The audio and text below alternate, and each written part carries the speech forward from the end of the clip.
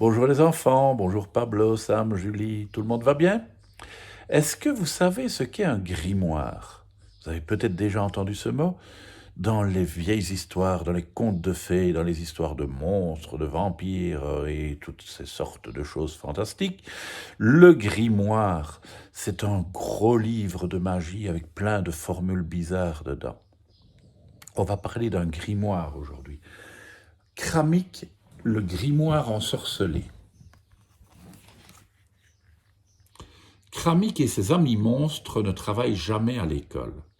Ils n'apprennent jamais leurs leçons, refusent de lire, d'écrire et ne font jamais le moindre calcul. Mais ils adorent les histoires. Ils n'écoutent leur maître qu'au moment où ils racontent des contes horribles. Vampires, sorciers, morts vivants, l'instituteur est un grand spécialiste. Aujourd'hui, il a trouvé un livre magique qui parle d'une chose incroyable, le monde des humains. Les humains sont imaginaires, déclare Kramik.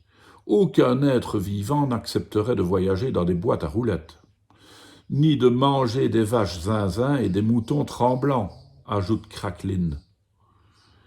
Kramik poursuit. C'est vrai, qui voudrait voyager dans des machines volantes qui font mal aux oreilles et travailler dans des usines au milieu de fumée puante, poursuit Cracklin.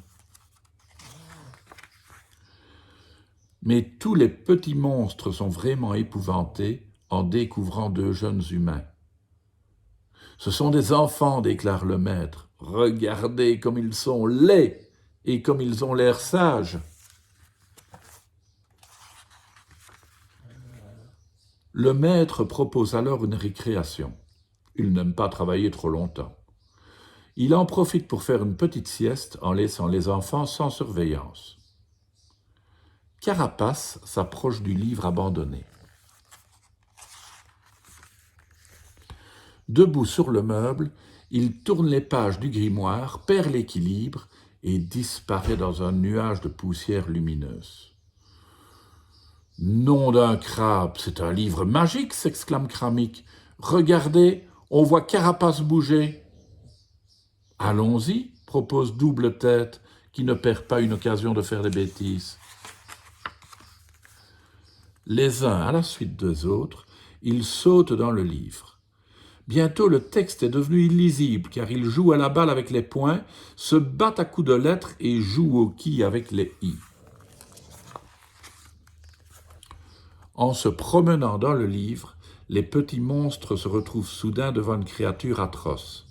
Là, face à eux, tenant entre ses mains presque propres les pages du grimoire, un abominable enfant lecteur les observe. C'est la panique. Les petits monstres se mettent à hurler de terreur.